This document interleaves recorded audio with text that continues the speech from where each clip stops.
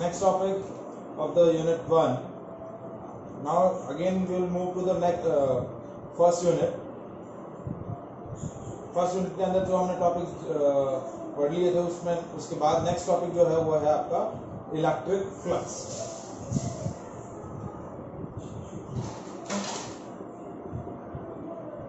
Flux जो है that is a Latin word and its meaning in English is to flow of an electric field through any area, that is called an electric flux. So how can we define an electric flux? So electric flux over an area in an electric field represent the total number of electric field lines passing through that area perpendicularly or normally. Means किसी भी particular area से पास होने वाला जो electric flux होगा वो क्या होगा? Electric flux over an area in an electric field represent the total number of electric field lines passing through that area perpendicularly or normally or penetrating the area perpendicularly. So that total number of field lines passing through the area perpendicularly is called electric flux. Suppose if I am taking any reason, जैसे हमने एक particular एक area select कर लिया, ये एक sheet लिया जिसका एरिया क्या है? A है. Now the number of field lines are penetrating this sheet perpendicularly like that. So how many electric field lines passing through this area perpendicularly that represent the electric flux? And electric flux is represented by phi E. किससे represent करते हैं? Phi से represent करते हैं और ई जो है वो इलेक्ट्रिक फ्लक्स के लिए है, तो that is phi E. Magnetic flux जब हम डिस्कस करेंगे तो that symbolized by phi B. तो फ्लक्स के लिए सिंबल है फाई, इलेक्ट्रिक फ्लक्स के लिए phi E. So the total number of field lines passing through the area perpendicularly is called electric flux. तो इस पर्टिकुलर एरिया से कितनी फील्ड लाइंस पास हो रही हैं परपेंडिकुलरली, वो क्या हो जाएगा? फ्लक्स हो जाएगा. बट यदि if we want to calculate numerically, so numerically it is equals to the product of surface area and the component of electric field intensity perpendicular to the area. क्या रहेगा? numerically it is equal to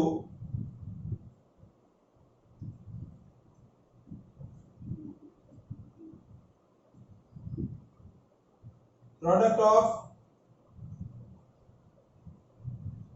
surface area and the component of electric field perpendicular to area.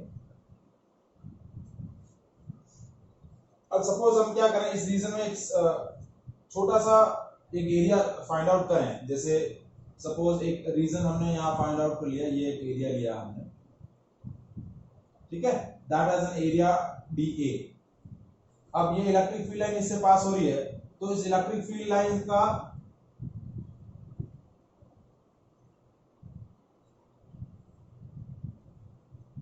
ठीक है, अब ये angle theta है. सो ये component हो गया E cos थीटा, ये कंपोनेंट हो गया E sin theta. Now this component, ये जो कंपोनेंट है E cos theta, this component is perpendicular to the area. ये जो E cos थीटा है that is a perpendicular to the area. So the flux passing through this smaller region of area DA कितना हुआ? Suppose हम एक smaller flux को ले लें d phi E, तो d phi E क्या हो जाएगा? Surface area into the component of field perpendicular to the area E cos theta. So d phi E क्या हो जाएगा? d phi E is E dA cos theta. तो d phi E we can represent by E dot dA. किसे represent करेंगे? E dot dA. यदि area को S से represent करते हैं तो it is E dot ds.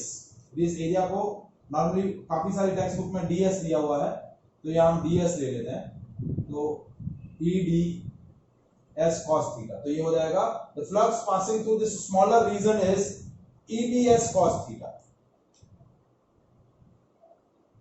क्या हो जाएगा, देखिए यूं देखने में आपको क्या लग रहा है कि ये परपेंडिकुलर है, लेकिन एग्जैक्टली क्या है, ये कंपोनेंट ये है, ये परपेंडिकुलर है, और ये कंपोनेंट क्या है, पैरेलल है।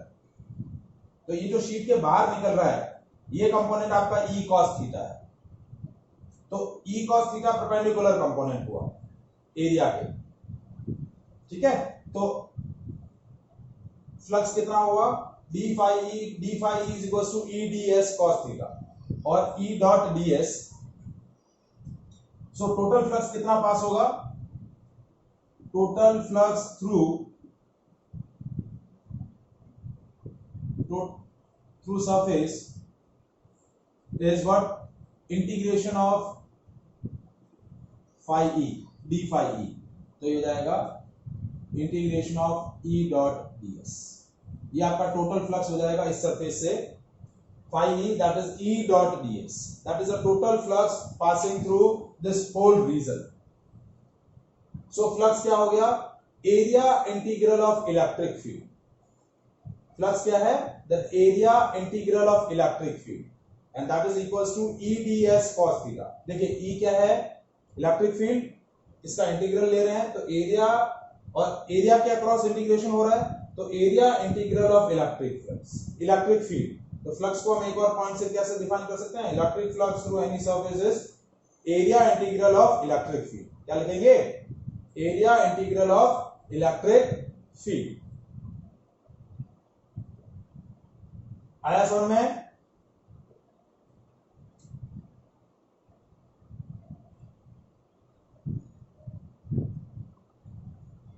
So flux passing through any surface is E dot ds or E ds cos theta। अब ये जो थीटा है, this theta is angle between electric field and area vector। किसके बीच का एंगल है, electric field and area vector. यहां जो हमारा फ्लक्स का जो एक्सप्रेशन आ रहा है, देखिए फाई ई जो एक्सप्रेशन आया that is E ds cos theta, या हमने ये जो लिखा है E dot ds। So this theta is an angle between electric field and the area vector। Area vector को हम किससे रिप्रेजेंट करते हैं, n कैप से। Area vector is not, area vector जो है वो क्या है, that vector which is perpendicular to the area. देखिए हमने जो फिगर अभी ड्रॉ किया था, फील्ड लाइंस इस तरीके से पास हो रही थी,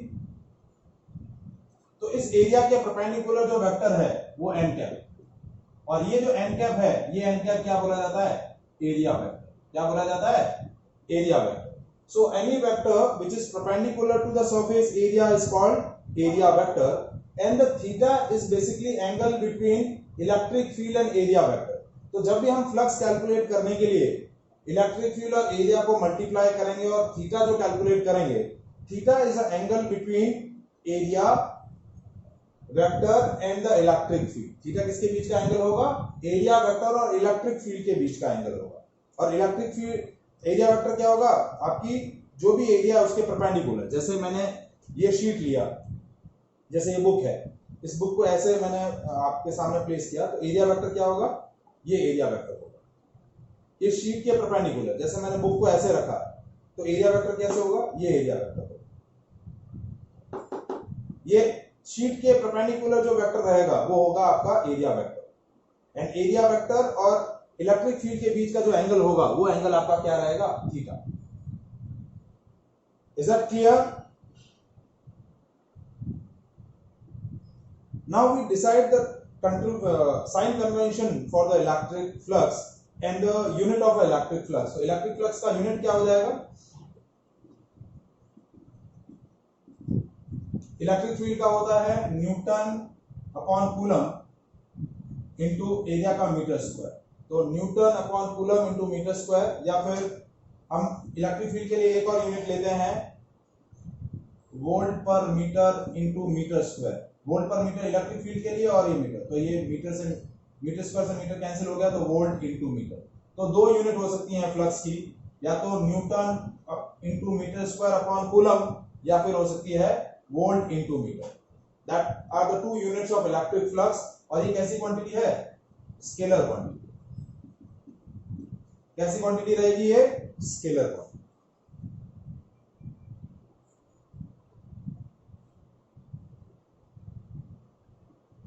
सो न्यूमेरिकली हमने दो डेफिनेशन है कि किसी भी एरिया से कितनी फील्ड लाइंस पास हो रही हैं, या तो वो इलेक्ट्रिक फ्लक्स हो जाएगा या फिर it is equal to the product of surface area and the component of electric field perpendicular to the area. उन दोनों का जो प्रोडक्ट होगा वो आपका क्या हो जाएगा, फ्लक्स हो जाएगा।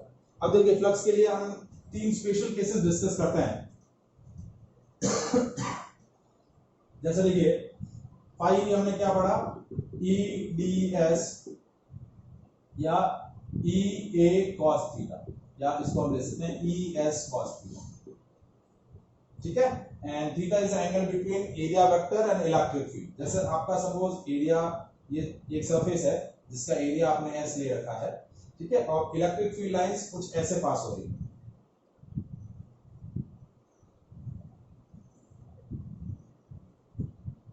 अब देखिए इलेक्ट्रिक फील्ड लाइंस पेनिट्रेट हो रही हैं एंटरिंग इनटू द सरफेस, और आपका एरिया वेक्टर कैसे है, इस सरफेस का एरिया वेक्टर एन कैप इसी डायरेक्शन में है। सो थीटा क्या हो जाएगा, 0 degree. Theta is the angle between electric field and area vector, तो आपका फ्लक्स हो गया ई एस कॉस 0, ये हो गया प्लस ई एस। तो आपका इनकमिंग फ्लक्स या एंट्रिंग फ्लक्स हमेशा कैसा होगा, पॉजिटिव। इलेक्ट्रिक फील्ड और एरिया वेक्टर के बीच का एंगल, देखिए एरिया वेक्टर भी आपका अपवर्ड है, इलेक्ट्रिक फील्ड भी अपवर्ड है, दोनों पैरेलल है ना दोनों वेक्टर, तो थीटा क्या हो गया, 0 डिग्री। अब जैसे सेकंड मैंने लिया ये सरफेस एरिया ना,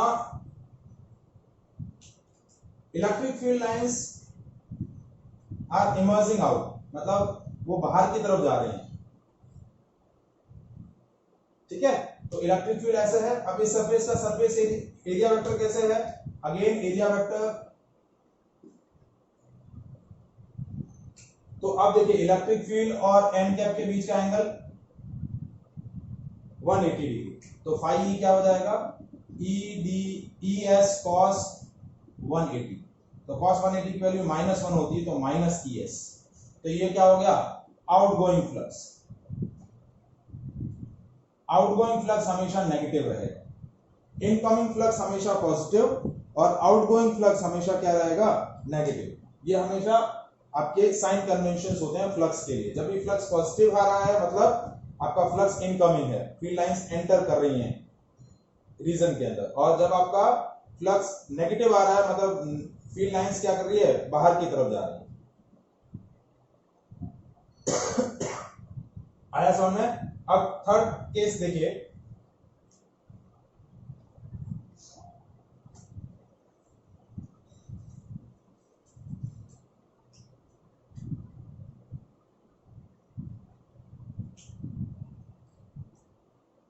इलेक्ट्रिक फील्ड लाइंस ऐसे जा रही है सरफेस, तो अब सरफेस एरिया एस है और एरिया वेक्टर आपका एन कैप, ये परपेंडिकुलर टू द सरफेस। तो अब थीटा आपका क्या है, 90 डिग्री। देखिए ये इलेक्ट्रिक फील्ड और ये एरिया वेक्टर परपेंडिकुलर है, तो फाई क्या हो गया, ई ए कॉस 90, तो फ्लक्स क्या हो गया, 0। आपको जो थीटा की वैल्यू चेक करनी है, theta is not a angle between area and electric field, theta is a angle between electric field and area vector. Or how to decide the area vector? Area vector is a vector which is perpendicular to the surface area. वो vector जो आप surface area के perpendicular draw कर सके, वो vector क्या होगा, आपका एरिया वेक्टर रहेगा। क्या रहेगा, area vector. Is it clear? Question देखिए, फर्स्ट क्वेश्चन देखिए, calculate the electric flux through a rectangular surface of dimension 20 centimeter into 10 centimeter placed with its positive normal making an angle of 30 degree with a uniform electric field of 10 volt per meter। यानी जो आपकी surface है वो rectangular surface है, उस surface का जो normal है वो यूनिफॉर्म इलेक्ट्रिक फील्ड के साथ क्या बना रहा है, 30 डिग्री बना रहा है। क्या बना रहा है, 30 डिग्री। जैसे इसी तरीके का सरफेस है,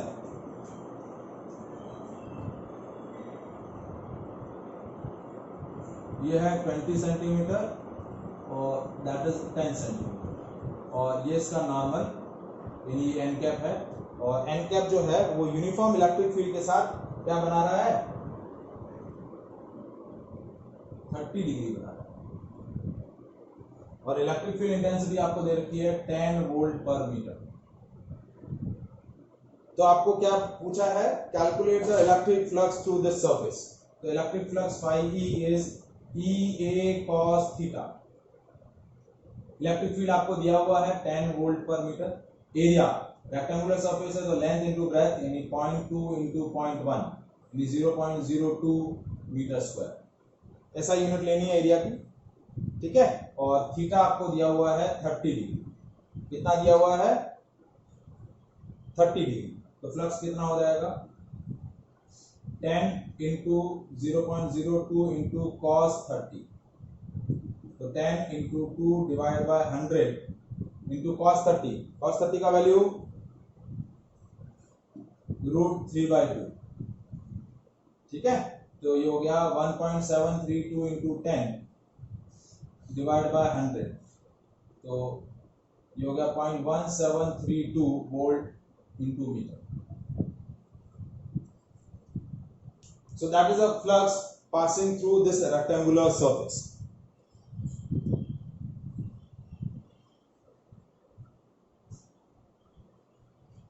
Is it clear?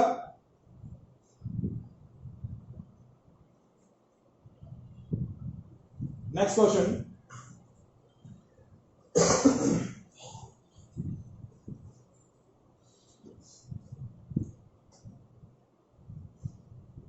Find the electric flux through a cylindrical surface placed in a uniform electric field of intensity 20 volt per meter if the axis of cylindrical surface is parallel to the field। देखिए ये आपका इस तरीके से cylinder दे रखा है,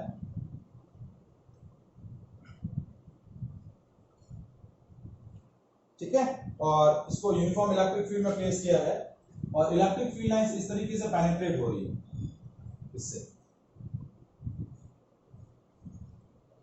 ये आपकी इलेक्ट्रिक फील्ड लाइंस, और इलेक्ट्रिक फील्ड इंटेंसिटी आपको दे रखी है 20 वोल्ट पर मीटर। तो आपको कैलकुलेट करना है that how much flux passing through the cylindrical surface. अब देखिए सिलेंड्रिकल सरफेस में क्या होता है, ये दोनों सर्कुलर सरफेसेस हैं और ये दोनों लेटरल सरफेसेस हैं। टोटल आपके पास 4 सरफेसेस हैं। तो इन चारों सरफेसेस से कितना फ्लक्स पास हो रहा है that you have to calculate, ठीक है। तो जैसे मैंने इस सर्कुलर सरफेस का एरिया ए ले लिया और इसका एरिया ए ले लिया, ठीक है, और लेटरल सरफेस एरिया भी मैंने ए ले लिया। तो कैसे चेक करेंगे, अब इसका एरिया वेक्टर ये एन कैप, इस सरफेस का एरिया वेक्टर ये। तो पहले मैं फ्लक्स चेक कर लेता हूं, फ्लक्स थ्रू सर्कुलर सरफेसेस, ये वन सरफेस, सरफेस नंबर 2, तो फ्लक्स थ्रू सरफेस 1 क्या हुआ देखिए, that is EA cos 0 degree. 0 degree देखिए कैसे आया, क्योंकि एरिया वेक्टर और इलेक्ट्रिक फील्ड एक ही डायरेक्शन में, इलेक्ट्रिक फील्ड भी बाहर की तरफ है, एरिया वेक्टर भी बाहर की तरफ, तो दोनों पैरेलल हैं, तो फ्लक्स कितना आ गया EA। Now flux through the second surface, ये सेकंड सरफेस आपकी, that is again EA cos theta. Now this time theta is 180 degree. 180 degree क्यों है, देखिए इलेक्ट्रिक फील्ड ये रहा और एरिया वेक्टर तो ये आपका 180 डिग्री, तो फ्लक्स कितना हो गया -E इंटू ए। अब ये दो लेटरल सरफेसेस हैं, ये सरफेस नंबर 3, ये सरफेस नंबर 4।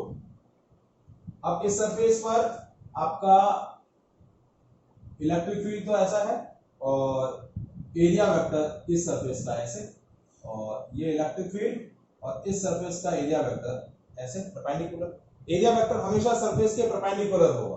तो देखिए यहाँ एंगल क्या बन रहा है 90 और यहाँ भी एंगल क्या बन रहा है 90। तो फ्लक्स थ्रू सरफेस 3 कितना हुआ EA cos 90 और cos 90 की वैल्यू क्या होती है 0।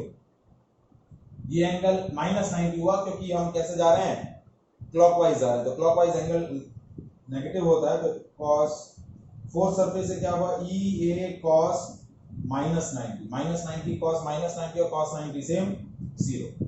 तो टोटल फ्लक्स कितना होगा चारों सरफेसेस के थ्रू देखिए EA EA +0 +0, तो फ्लक्स कितना पास हुआ 0। So total flux passed through this cylindrical surface is 0.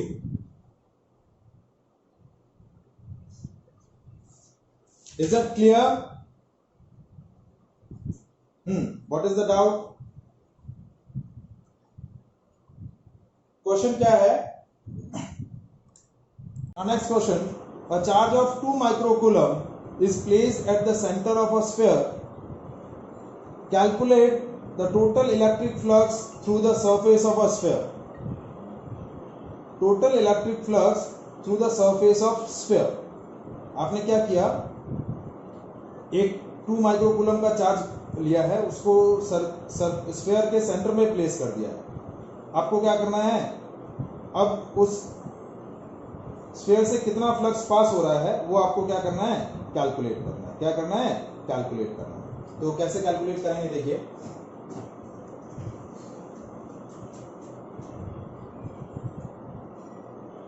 we are taking a sphere, ठीक है, एक स्फीयर ले लिया हमने, इसके सेंटर पर एक +q चार्ज प्लेस कर दिया। अब इससे कितना फ्लक्स पास हो रहा है वो आपको चेक करना है, और इस फ्लक्स की चार्ज की वैल्यू कितनी है 2 माइक्रोकूलम। तो देखिए पॉजिटिव चार्ज है तो फील्ड लाइंस ऐसे रेडियली आउटवर्ड रहेंगी,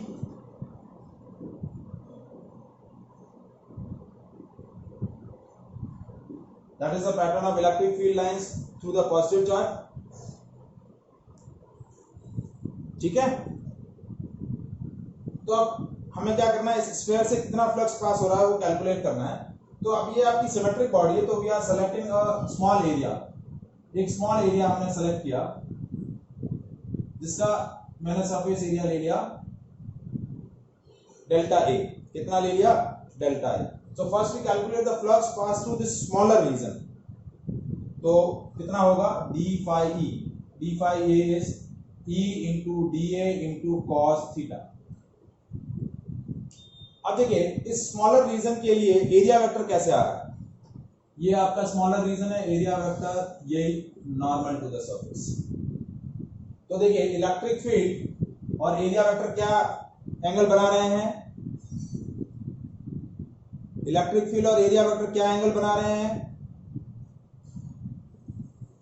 0 डिग्री। तो फ्लक्स कितना पास हुआ d phi e is equals to e dA cos 0। तो फ्लक्स कितना हुआ e dA। अब टोटल फ्लक्स कैलकुलेट करना है तो integration of e dA, e constant है तो d, क्योंकि पॉजिटिव चार्ज है तो पॉजिटिव चार्ज से पॉइंट चार्ज से इलेक्ट्रिक फील्ड क्या है कांस्टेंट पास होता है ये। अब स्फीयर का टोटल एरिया कितना हो जाएगा 4 पाई, रेडियस यदि r ले लेता हूं तो 4 पाई r स्क्वायर। तो ये फ्लक्स हो गया E into 4 pi r square.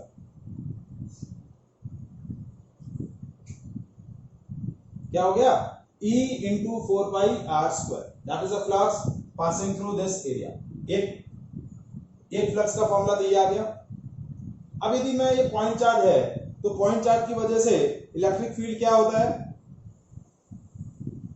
Point charge की वजह से इलेक्ट्रिक फील्ड क्या होता है kq bye r square,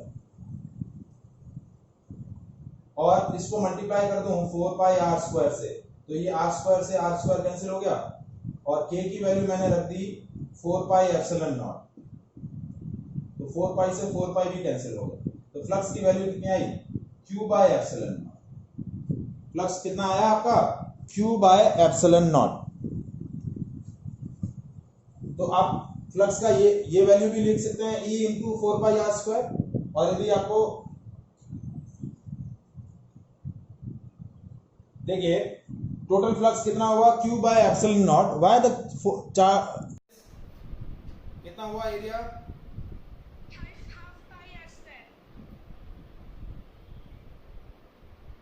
hemispherical bowl का lateral surface area 2 pi R square, कितना होगा 2 पाई आर स्क्वायर, तो 2 pi E into R square, 2 pi R square. देखिए ये हेमिस्फेरिकल बाउल जो रहता है ये इस तरीके से, तो ये lateral surface area 2 pi R square, ये area pi R square, total surface area होता है 3 पाई आर स्क्वायर। तो आपको सिर्फ ये वाला रीजन चाहिए क्योंकि आपने यहाँ सेंटर पे प्लेस किया है चार्ज को, ठीक है। अब नेक्स्ट क्वेश्चन जो है, नेक्स्ट क्वेश्चन में फील्ड जो है वो थोड़ा सा चेंज कर दिया। फील्ड कैसे है देखिए, इसी तरीके से हेमिस्फेरिकल बाउल है, ठीक है, of radius R. Now the field is like that,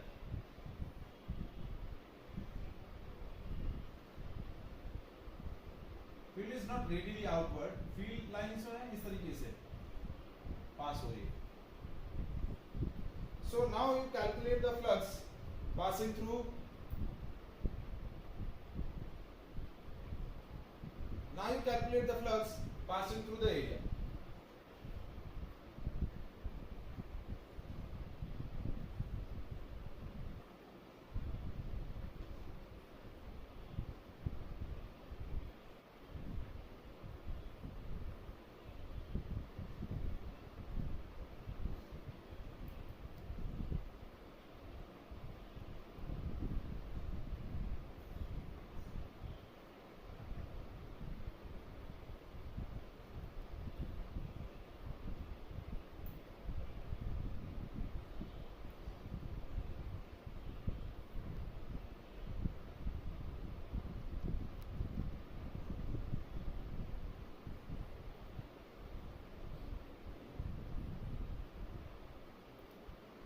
Now to calculate the flux,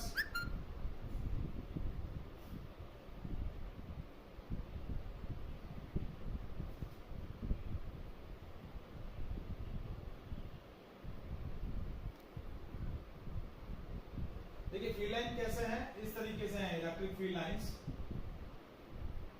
जो पहले रेडियली पेनिट्रेट हो रही थी बाहर की तरफ, फील्ड लाइंस इस तरीके से। Now we select the this smaller reason.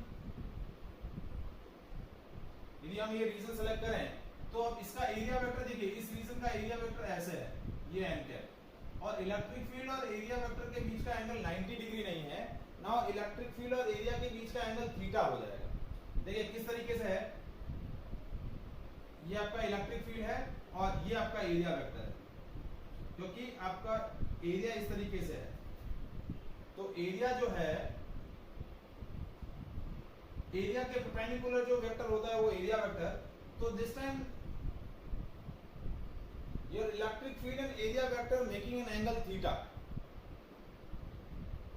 जो प्रीवियस केस में दोनों पैरेलल थे, क्योंकि प्रीवियस केस में आपका क्या लॉजिक था, देखिए इलेक्ट्रिक फील्ड किस तरीके से पास हो रहा था, ऐसे, और आपका एरिया वेक्टर भी कैसे था, इसी डायरेक्शन में, तो एन कैप और एरिया वेक्टर दोनों पैरेलल थे। अब इस आर्टिकल में क्या हुआ कि आपका इलेक्ट्रिक फील्ड ऐसे सीधा हो गया, इलेक्ट्रिक फील्ड लाइंस ऐसे हो गई, तो इलेक्ट्रिक फील्ड और एरिया वेक्टर अब क्या है, एक दूसरे के साथ थीटा एंगल पर इंक्लाइंड है। क्या है, थीटा एंगल पर इंक्लाइंड है। तो अब आपको क्या कैलकुलेट करना है,